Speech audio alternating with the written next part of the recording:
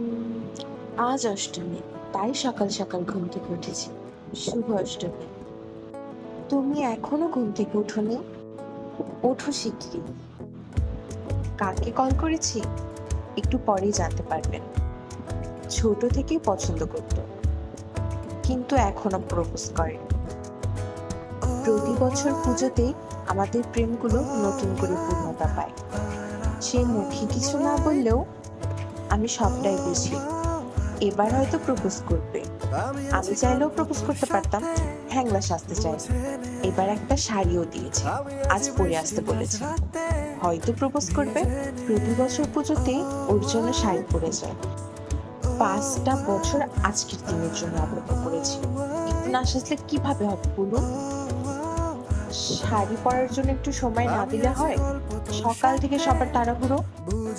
গত বছর তো আমায় দেখে অঞ্জলির মন্ত্র পড়তে ভুল করেছিল।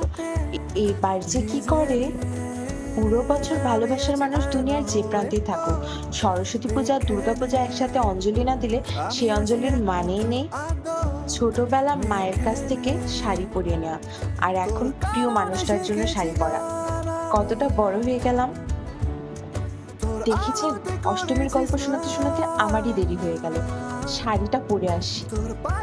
শাড়িটা আমাকে ও পুজোতে দিয়েছে। আমাকে কেমন লাগছে জানাবেন। আর আমি যাই, ওদিকে অঞ্জলি দেরি হয়ে যাচ্ছে।